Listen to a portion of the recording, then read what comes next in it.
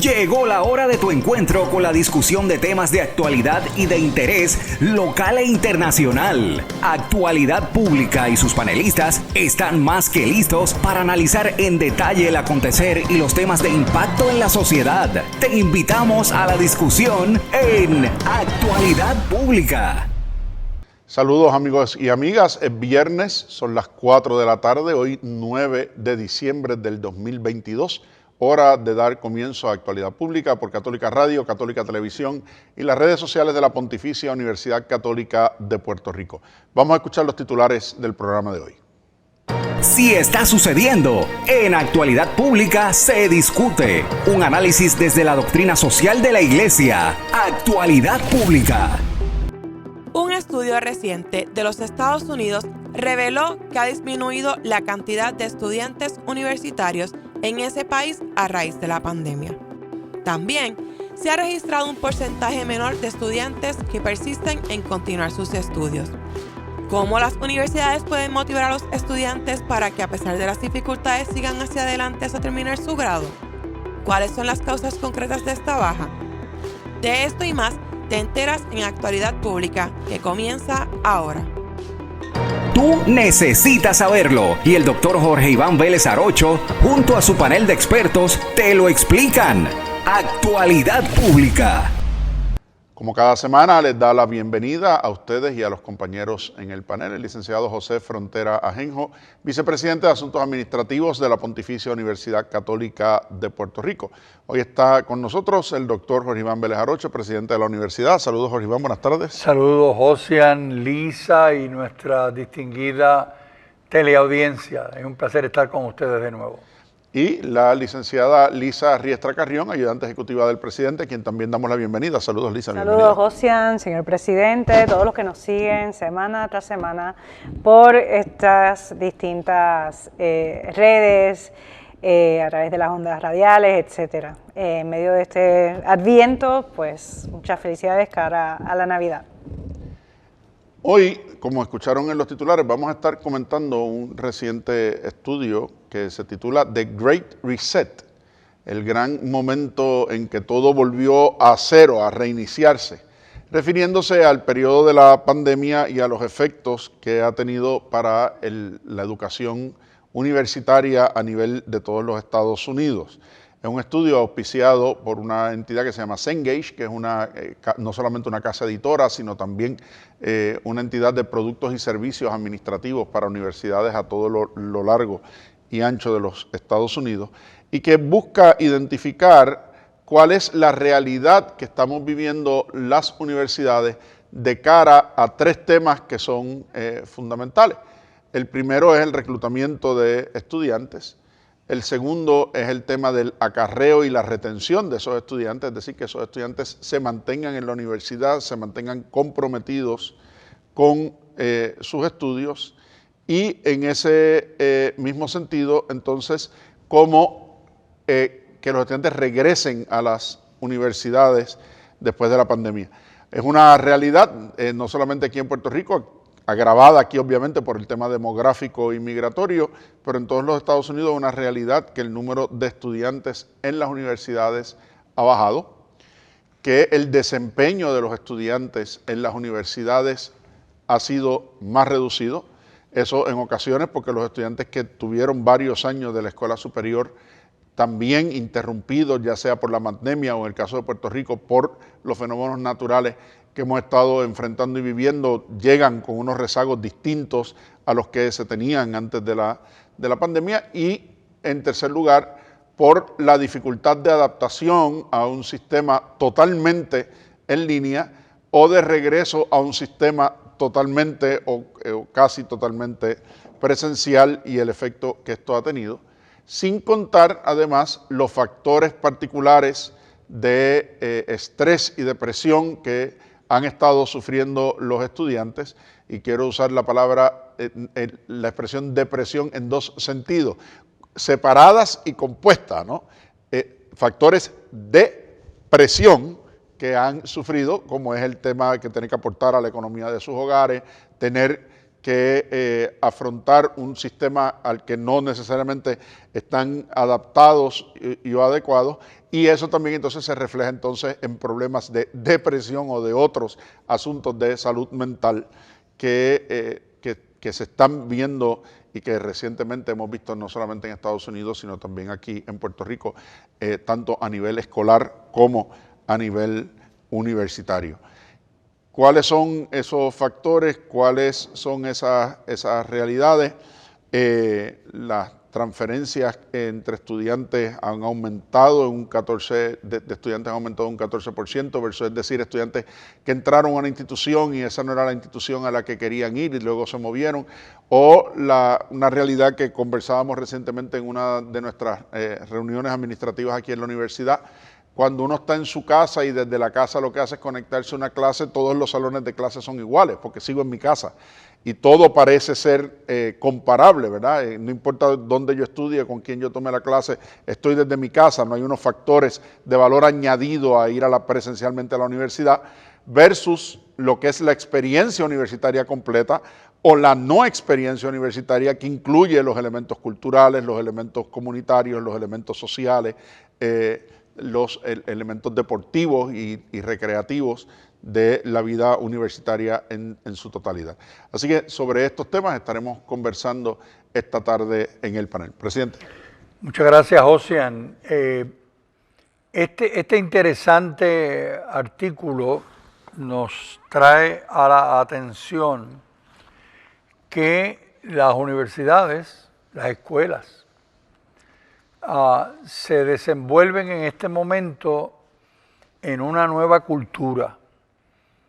O sea, el tema de la pandemia obligó a estructuralmente cambiar la manera de enseñar, la manera de diseñar los cursos, la manera de acercarse a los estudiantes. Y eso conllevó en la mayor parte de los colegios y de las universidades un proceso violento. ¿Proceso violento por qué? Porque hubo que hacerlo deprisa, hubo que hacerlo sin mayor preparación, hubo que hacerlo sin tener un mapa de ruta sobre cómo hacerlo. Yo recuerdo en nuestra universidad, yo reunía a toda la facultad un viernes y el lunes ya no estábamos presencialmente porque el domingo hubo lo que se llamó el lockdown, el cierre. Entonces, no hubo tiempo, digo, ya hay libros y libros que nos hablan sobre la importancia de cómo uno construye, desarrolla, fortalece las culturas educativas, los ambientes educativos. Pues no hubo tiempo.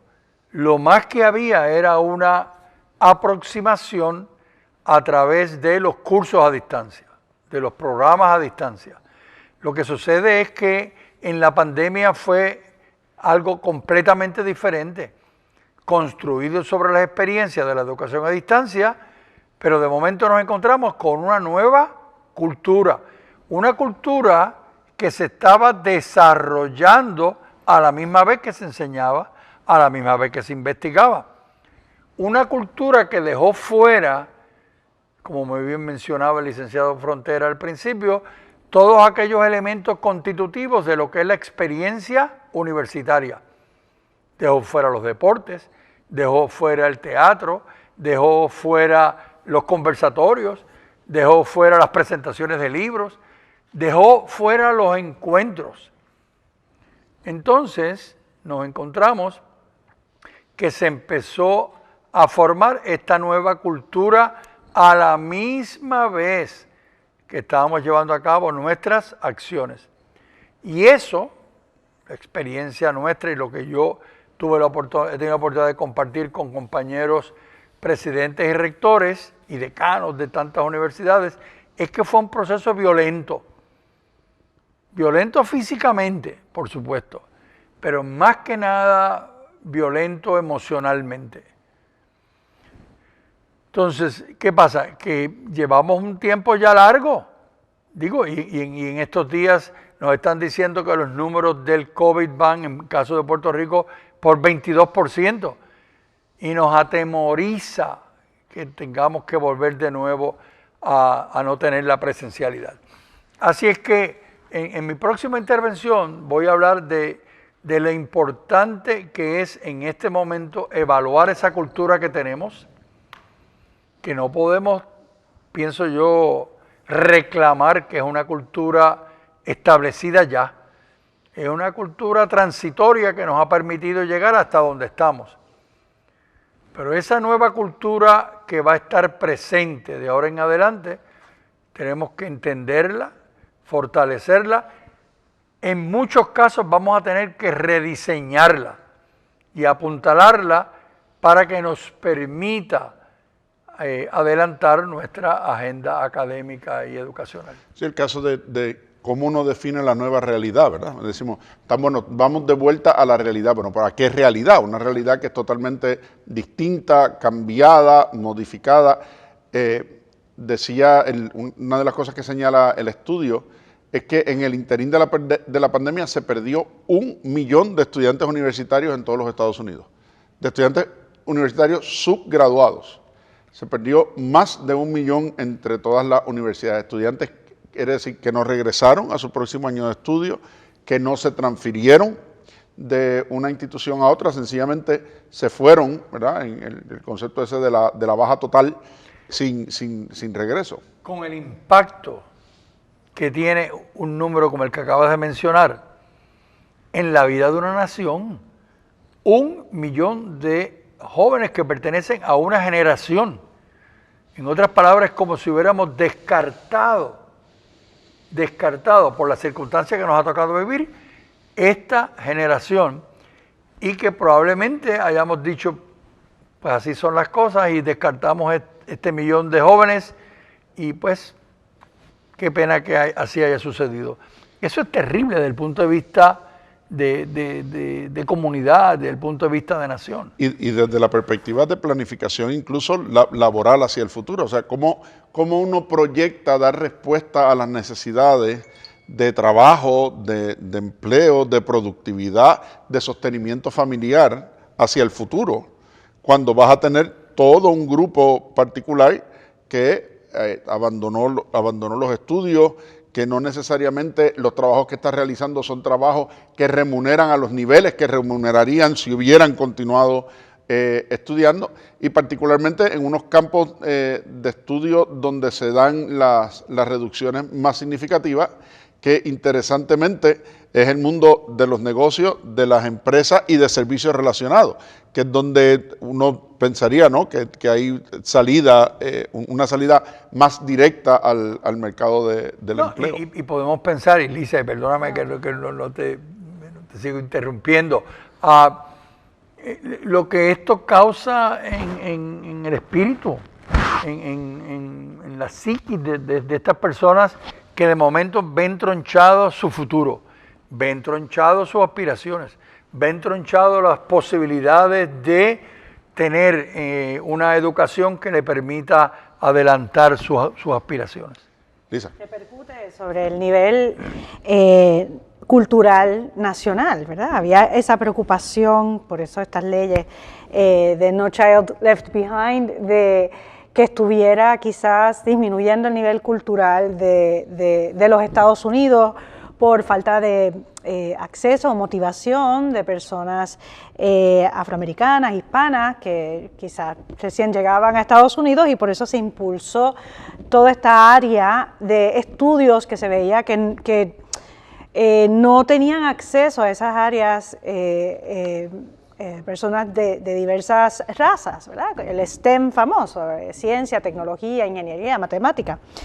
Y había todo un proyecto para impulsar el que estas personas siguieran y terminaran sus estudios, pues dando ese apoyo en estos campos tan importantes. Y de momento, el gran recomienzo, ¿verdad? O el gran reset, como dice este artículo.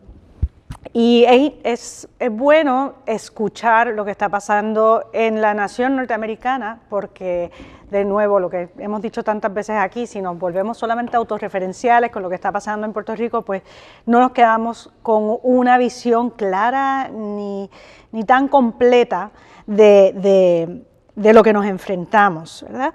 Aparte de que pues sabemos que muchos puertorriqueños y jóvenes también se han ido a Estados Unidos a trabajar también en medio de la pandemia. Este artículo dice que, ¿verdad?, no solamente hace referencia a los que se han dado de baja, sino que hay encuestas y evidencia pues por anécdotas de recintos que demuestran que los estudiantes que todavía, y quizás muchos de los jóvenes que nos están escuchando se sentirán relacionados, ¿verdad?, o identificados a esto, dice que aquellos estudiantes que todavía están matriculados están faltando a clases, están luchando por mantener el nivel académico, mantenerse, ¿verdad? Y bueno, que no participan quizás tanto en actividades sociales o en el salón de clase. Pues sí, claro, ha sido un gran ajuste, tanto para los estudiantes como para los profesores, cambiar, ¿verdad?, de una modalidad presencial con la riqueza, con lo mucho que enriquece, podemos pensar los que ya hemos pasado esa etapa, en la vida de uno, esa socialización presencialmente en los recintos universitarios, pues eso no compara esa interacción con la interacción virtual. Y eso, pues claro, puede redundar o afectar pues ese modo de socializar, ¿verdad?, con los demás, ese aislamiento que luego trae otros problemas de salud mental que también tocaremos aquí. Las universidades pues tienen que atender esta situación, aunque todo ha pasado pues muy deprisa y ha sido todo un reto para la preparación de las instituciones educativas, pero hay que cambiar ese modo de acercarse a los estudiantes ante esta problemática, ¿verdad? Tenemos en Puerto Rico el problema demográfico que afecta a las universidades, hemos hablado de esto muchas veces en este programa, y pues nos tendríamos que preguntar, quizás se quieren mantener los estudiantes por ejemplo, en nuestra universidad, pero ya han cambiado el lugar donde residen, ¿verdad? Quizás están en Estados Unidos y porque han conseguido trabajo allá. Pues nos tendríamos que preguntar, ¿se podría de alguna manera adaptar esa socialización que se le ofrece a los estudiantes a través de la universidad de manera virtual, ¿verdad? ¿Se podría de alguna manera, pues no sé, dar algún tipo de apoyo o garantizar algún tipo de interacción con estos estudiantes también desde la lejanía, que quizás por razones económicas pues han tenido que irse del país? ¿Cómo atacamos esas realidades nuevas que estamos viendo? Yo creo que es importante tener una perspectiva histórica de lo que estamos viviendo.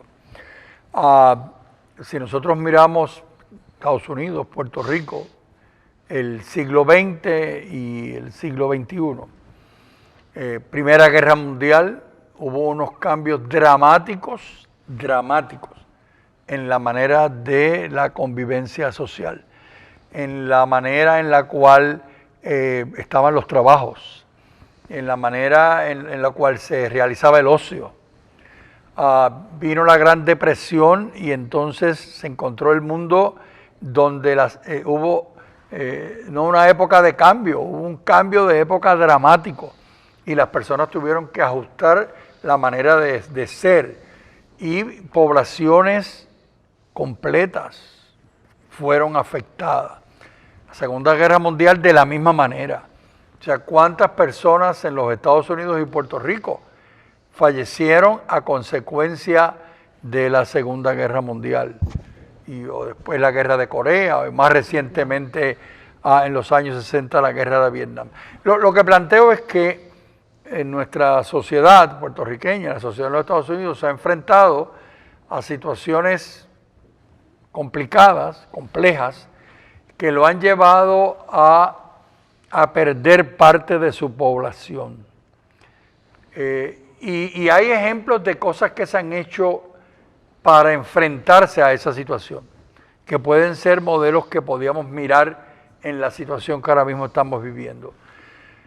Para la Segunda Guerra Mundial, lo mismo que para la guerra de Corea, lo mismo que para la guerra de Vietnam, Estados Unidos, por ejemplo, estableció un programa mediante el cual se le otorgaban a los veteranos dinero para que estudiaran. Entonces me pregunto yo, ante esta situación que estamos viviendo, con todo este millón de estudiantes que decidieron no estudiar, Estados Unidos y Puerto Rico, como nación, como país, ¿qué estrategias podemos hacer para que esos estudiantes se vean animados a volver a estudiar?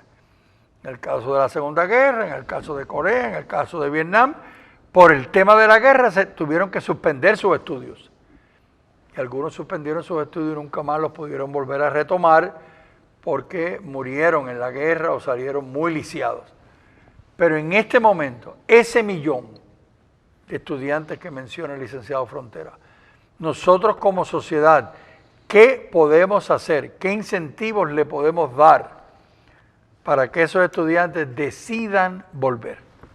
Es interesante en esa línea de lo que mencionas y de lo que hablaba ahorita Lisa del rezago cultural. Pues siempre se ha hablado de que Asia, y lo dicen los números, es el país que más PhDs, es el continente que más PhDs está generando, particularmente la India, Japón, China y con todos los problemas que eso representa, pero particularmente India y Japón. Y que los latinos y los negros siguen quedándose rezagados en la educación general en los Estados Unidos. Hay una tabla que plantea el estudio que tiene que ver precisamente con la persistencia educativa, la retención y el acarreo por raza. El promedio de persistencia universitaria en los Estados Unidos al momento de hacerse el estudio fue de 73.4%, es decir, que casi 74 de cada 100 estudiantes seguían en la universidad y los otros 26 se perdían. Pero cuando uno desglosa eso por raza, la tasa de retención y persistencia de los asiáticos es de 87%. Es decir, que los asiáticos que vienen a las universidades en Estados Unidos y se quedan en la universidad y continúan estudiando, y eso es lo que refleja un valor cultural de la educación superior. Cuando de ahí nos movemos a los blancos, bajamos a un 79.3. Estamos todavía por encima del promedio, pero estamos en 79.3. Cuando llegamos a los latinos, el 68.6 sigue estudiando, lo que quiere decir que se pierden 30 de cada 100. Y en el caso de los negros es 64.9, así que se pierden 35 de cada 100 que entran a la universidad.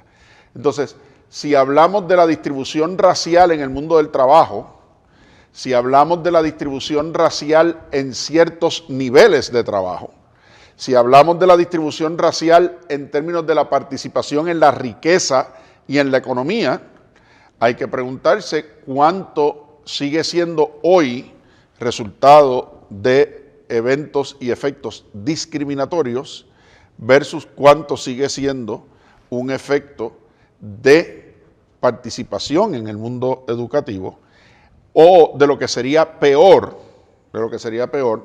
que es que estructuralmente el sistema educativo está hecho para mantenerlos o tiene el efecto de mantenerlos rezagados, relegados y por lo tanto con una tasa de resistencia y persistencia educativa menor, lo cual representaría un serio problema estructural de incluso hacia la paridad racial dentro de los Estados Unidos y la vida económica. Ese planteamiento, José, que tú acabas de hacer es un planteamiento fundamental, porque una cosa es que los gobiernos, las sociedades, establezcan unas acciones para responder a los eventos que suceden, como en este caso la pandemia, y cómo logran subsanar los daños. Pero otra cosa es que no lo hagan para estructuralmente mantener la inequidad o mantener el discrimen o mantener un perfil en la sociedad de acuerdo a sus criterios y no como deberían de ser de acuerdo a los derechos que tienen los individuos. El efecto de eso en la representación luego en las escuelas graduadas, en el mercado de empleo, en la actividad económica, en la generación de riqueza y en la política es extraordinario. Claro. Porque después de todo es la educación universitaria, sigue siendo todavía hoy, aún con todo el mundo digital y con todo lo que se habla por ahí de los influencers no diplomados, sigue siendo un instrumento extraordinario o el mayor instrumento de movilidad social. Pero sobre eso seguimos tan pronto regresemos, que allá tengo a los 3 camarógrafos haciéndome señas de que hay que ir a la pausa, pero enseguida regresamos. Esto es Actualidad Pública, hoy 9 de diciembre del 2022. Crisis energética, políticas públicas, manejo de la deuda del país, asuntos de la iglesia, violencia, en fin, asuntos de importancia que impactan la sociedad. Por eso es Actualidad Pública. Regresamos, amigos y amigas, a Actualidad Pública, hoy viernes 9 de diciembre del 2022. Estamos comentando en este programa un estudio recientemente publicado en los Estados Unidos sobre la situación de los estudiantes en las universidades, el tema de reclutamiento, retención, acarreo y compromiso de los estudiantes con su educación, titulado The Great Reset, el gran reinicio, tomando obviamente como punto de referencia de partida para ese reinicio todo el tema de la pandemia del COVID-19 y cómo ha cambiado la perspectiva y la participación de los estudiantes a lo largo y ancho de los Estados Unidos. Destacábamos la primera parte del programa una estadística significativa de cuántos estudiantes se han perdido durante este periodo en las universidades de los Estados Unidos, cerca de 1 millón de estudiantes, lo que eso representa para toda una generación en temas de acceso no solamente a la educación, sino también acceso al trabajo, acceso al mundo económico, acceso a distintos niveles de movilidad social y de la misma manera el rezago cultural que eso puede representar para los Estados Unidos como nación, pero igualmente para distintos grupos raciales en particular que se ven altamente afectados por estos elementos. A mí otra de las estadísticas que me pareció muy interesante es cómo varía la retención de acuerdo a lo que los estudiantes estudian. Y me pareció interesante que aquellas áreas de mayor profesionalización a nivel subgraduado son las áreas de más retención, es decir, las carreras más complejas son las de mayor retención. Uno pensaría al mismo tiempo que para acceder a esas carreras más complejas, pues la preparación que se le exige previa a los estudiantes también es más alta y por lo tanto, pues ya hay unos elementos del concepto de engagement, ¿verdad? De compromiso educativo y de manejo de ciertas materias. Y voy en orden de cómo se van perdiendo los estudiantes. Los majors con mayor participación siguen siendo los que son de ingeniería, le siguen la biología y las ciencias biomédicas. En tercera posición están las profesiones relacionadas con la salud y ciencias clínicas relacionadas. Luego están las artes liberales, las ciencias generales, estudios generales y humanidades. Y por último, los estudios relacionados con la administración de empresas, la gestión y el servicio empresarial. Las diferencias porcentuales no son muchísimas, ¿verdad? Va de un 92.2% de retención en los programas de ingeniería a un 85.6% en los programas relacionados con empresas, gerencia, mercadeo y servicios auxiliares a las empresas.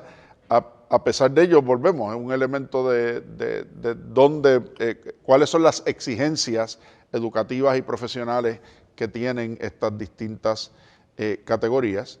Y otro elemento es que muchos estudiantes durante el periodo de la pandemia decidieron irse a carreras más cortas que cuando las empezaron con la expectativa de después de la pandemia trasladarse a un programa regular de bachillerato de 4 años.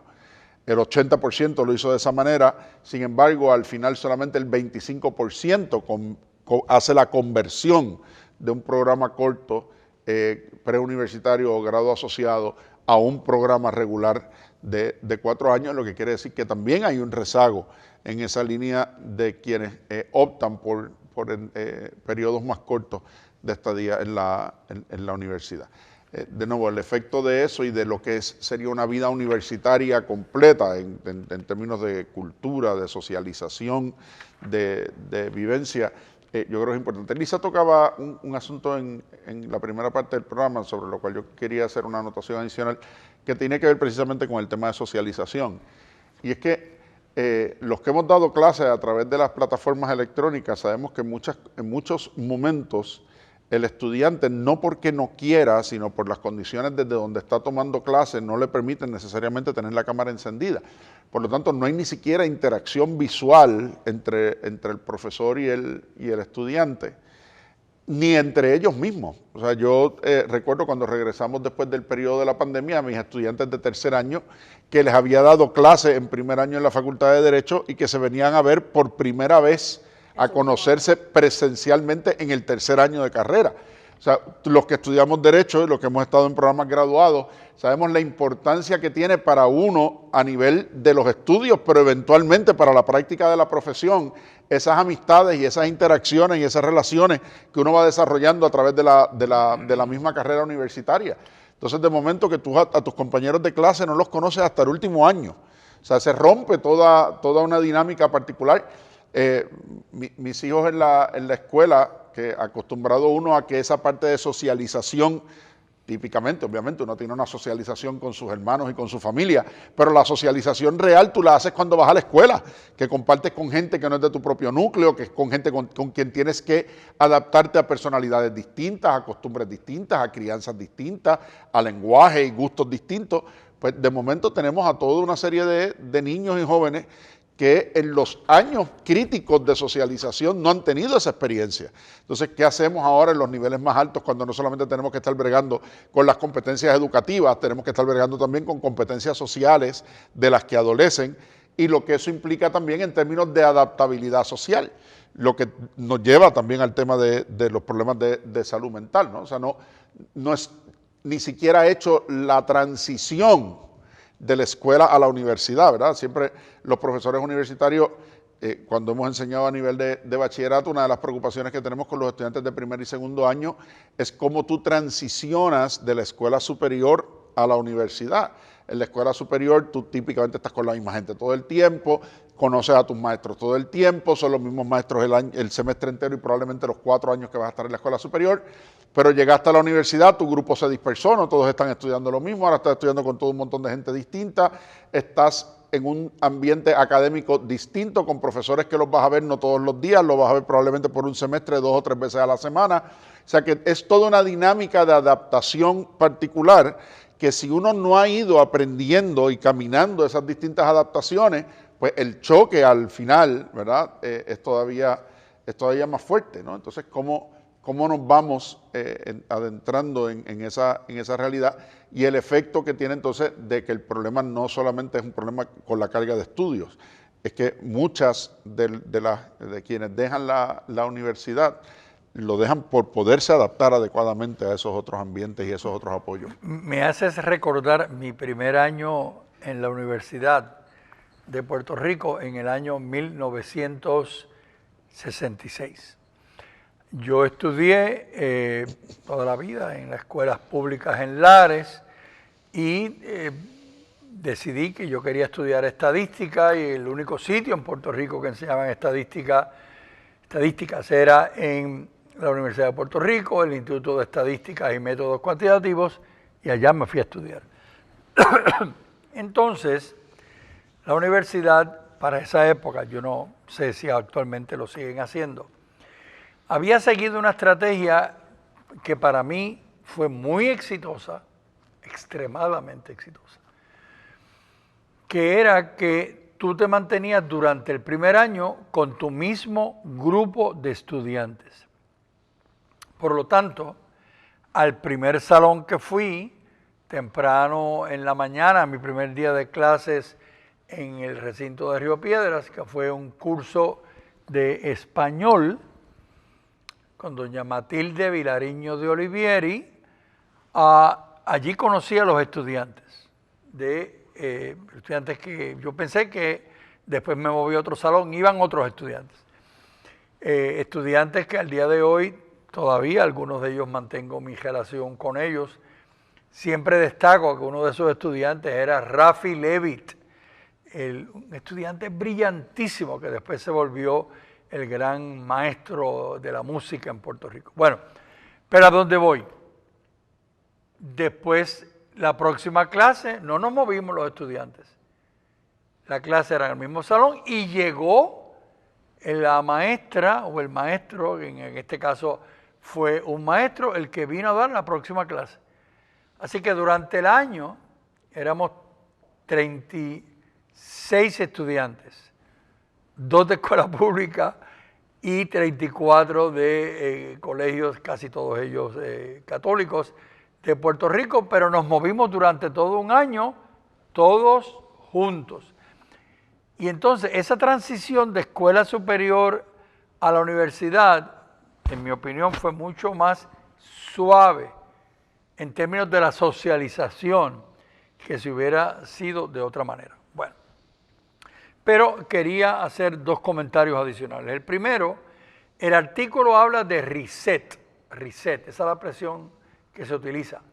Y ustedes saben que nosotros compramos enseres y esos enseres tienen un botón que es el botón de reset, que significa que cuando la cosa se dañó, cuando la cosa se apagó y no prende, el manual nos dice, dele el reset, en español diríamos aquí en buen puertorriqueño, resetear el producto.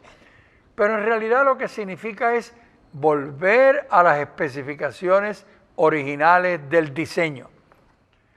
Y entonces el licenciado Frontera hizo una expresión muy interesante al principio. Si se le da reset, ¿a qué condiciones aspiramos volver? Y nos planteaba él, yo creo que con mucha razón, que no hay manera de volver a las condiciones previas a la pandemia. Y entonces las palabras tienen mucho peso, como yo he mencionado aquí anteriormente en este programa. Mi tercer comentario va en el sentido de, en un momento del artículo dice que una aspiración en este momento es mejorar la experiencia estudiantil como un objetivo para reducir la fricción y encontrarnos con los estudiantes donde ellos estén. Y de nuevo, aquí las palabras son importantes.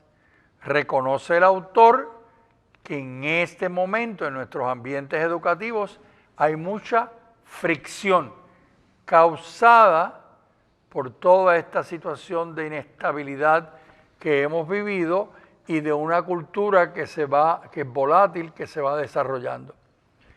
Y entonces nos dice que en ese proceso hay que desarrollar estrategias para reducir la fricción, esa fricción que se está dando en la cultura académica y estudiantil. Pero en segundo lugar nos dice, estos estudiantes hay que irlos a buscar donde están. ¿Y a dónde se fueron? A otras universidades, se fueron a trabajar, se fueron a no hacer nada, están en su casa.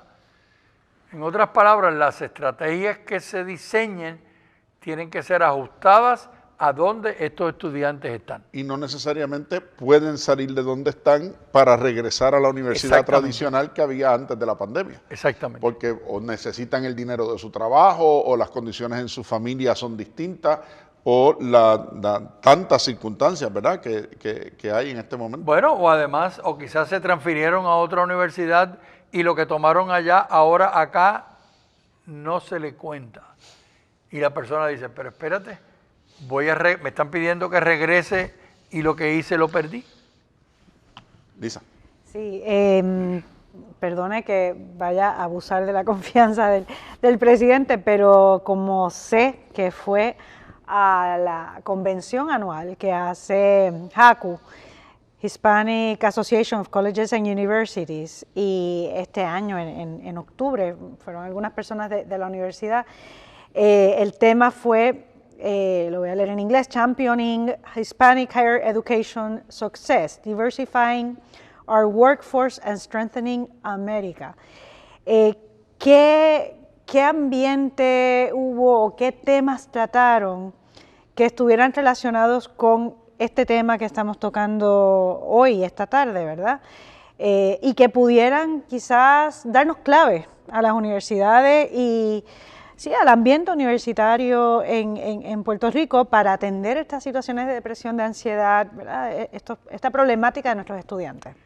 Tuvimos la oportunidad de asistir a la asamblea anual en San Diego, donde fue la asamblea que más personas ha traído a una asamblea de JACO. Era la primera asamblea grande que hacíamos presencialmente. Y fue muy interesante tu pregunta porque hubo 3 elementos que destacaron en esa asamblea relacionados con lo que tú planteas. El primero, la llamada, la convocatoria, hasta cierto punto la exigencia, por así decir, institucionalmente, de que este tema sea un tema discutido, considerado en nuestras universidades. En otras palabras, que pongamos este tema en la prioridad de nuestras acciones. Y de nuevo, un poco trayendo a la discusión lo que dice este artículo, donde podamos mejorar la experiencia de los estudiantes. ¿Cómo mejoramos la experiencia? ¿Qué significa, en segundo lugar, volver a rediseñar las estrategias que utilizamos para que la experiencia de los estudiantes sea una experiencia dentro de esta nueva cultura y que sean unas experiencias que permitan que el estudiante se sienta contento, satisfecho de estar estudiando? Y en tercer lugar, hicieron mucho énfasis en el desarrollo de estrategias de seguimiento. O sea, con las culturas y las circunstancias que teníamos anteriormente, no era tan importante como en este momento. Y entonces dice, si logra reclutarlos, si logra traerlos de vuelta, si logra irlos a buscar donde ellos están y de nuevo los ha traído, tiene que tener un seguimiento 1 a 1 con esos estudiantes. Porque por el hecho de que estén, no va a significar que se van a quedar.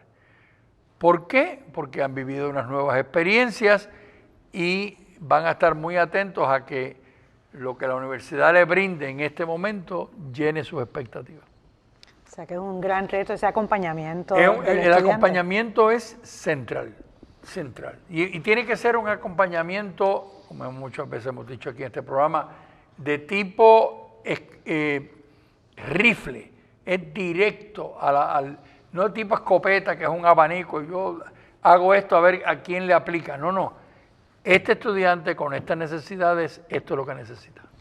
Sí, o sea, que tienen que ser estrategias personalizadas. Exactamente. Tienen que ser estrategias. En este momento, ¿verdad? Donde si algo hemos aprendido a lo largo de estos 5 años entre huracanes, terremotos, pandemia y realidad, es que no hay una población estudiantil homogénea en ninguna universidad. Eso es así. No la hay. Las diferencias son cada vez más marcadas. Las diferencias, antes uno trazaba unas diferencias particulares. Yo te escuchaba mencionar tu experiencia del primer año. Decía, pero hoy, ¿cuántos cursos distintos de matemática tenemos para primer año? Porque depende ahora de la ubicación. ¿Cuántos cursos distintos de español tenemos para primer año? Depende de la ubicación. ¿Cuántos cursos distintos de inglés tenemos para primer año? Depende de la ubicación. Y de la misma manera, esta idea de romper la educación general para acortar los programas universitarios y cada vez que sean más los créditos técnicos de especialidad y de programa, y entonces seguimos reduciendo la capacidad cultural, seguimos reduciendo el conocimiento general de los estudiantes, seguimos reduciendo la exposición a un mundo que va más allá de la profesión a la que se van a dedicar. Entonces, pues cada vez somos más especialistas en poco y menos conocedores de la realidad que nos rodea, ¿no? Entonces, ese tema del acompañamiento, pero también de un acercamiento a la realidad que abarque todas las dimensiones de la persona y que sea una educación coherente e integral en ese sentido, y que nos demos cuenta que una persona pues sí le va a dedicar un tiempo significativo de su vida a la profesión que escoja, pero uno no es solamente la profesión que escoge, ¿no? Y cómo aprecia la cultura, aprecia la política, aprecia la música, aprecia el deporte, aprende a apreciar otras culturas, aprende de otra gente y de otros idiomas, y le saca un mayor provecho para la vida misma a lo que hace y lo que estudia. Me parece que es un enfoque que es realmente educativo. Uno de las conferencias a las cuales asistí, que tenía un título muy sugestivo, fue una conferencia que para muchas personas tiene que haber resultado dolorosa, porque hizo las preguntas que muchas veces las personas tienen pero no se atreven a hacer. Y específicamente se refería para esta nueva población que estamos tratando de reatraer. ¿Cuáles son sus necesidades en términos, el campo que tocaron fue específicamente el campo de las matemáticas? ¿Qué conocimientos matemáticos debe de tener este estudiante universitario para su educación general y para su formación profesional? Y entonces las personas que hicieron la presentación dieron ejemplos concretos.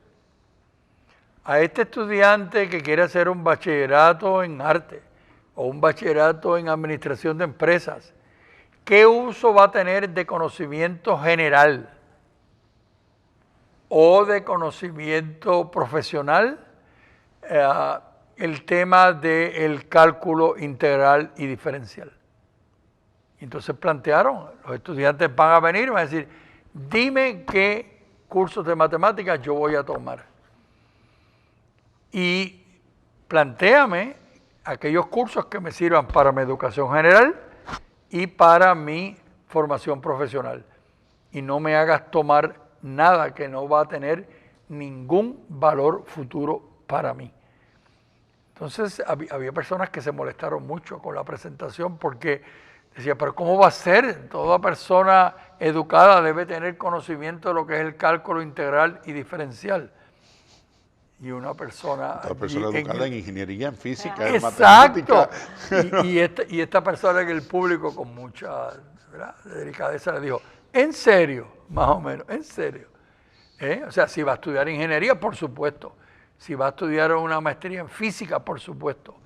¿Verdad? Por mencionar el ejemplo. Así que hay rediseños que hay que hacer de cara al futuro. Sí, y al final darnos cuenta de que en eso se nos va la vida institucional. O sea, las universidades que no puedan adaptarse a ese cambio cultural van a tener problemas de subsistencia. O sea, las señales están ahí. O sea, los cambios demográficos están ahí, los cambios poblacionales están ahí, las preferencias de los estudiantes están ahí. Para eso están las tasas de graduación, retención, y ¿verdad? Sobre todo las de retención, acarreo y eventualmente las de graduación. Y uno tiene que tener mucho cuidado con qué se impresiona, ¿verdad? Y yo creo que esto es algo también que los que nos escuchan y los que nos ven tenganlo muy presente. O sea, a la hora de elegir una universidad, una de las cosas que usted tiene que ver es, vamos a ver, ¿y cuántos de los que entran a esa universidad se gradúan? Porque usted no quiere ir a un sitio donde usted va a invertir su dinero y al final del camino no se va a graduar. Y en Puerto Rico hay universidades que uno las ve en la prensa todos los días y que las escucha en la radio y en la televisión todos los días, pero que a la hora de examinar sus tasas de graduación, solamente el 12% de sus estudiantes termina el grado en el periodo de tiempo en el que se supone que lo terminen. No voy a mencionar a ninguna, aquí yo no hablo de los demás, ¿verdad? Pero es un cuestionamiento serio que uno tiene que hacerse, porque si esa institución no va a lograr que yo alcance mis metas, ¿cuánto aporta eso a mi futuro y al aprovechamiento de mi tiempo y mi dinero ahora? A lo largo de lo que tú planteas, acaba de salir los números de la reválida de psicología. Yo invito a los distinguidos radioescuchas y telescuchas a que miren esos números que acaban de salir un poco a lo largo de lo que plantea el licenciado Frontera.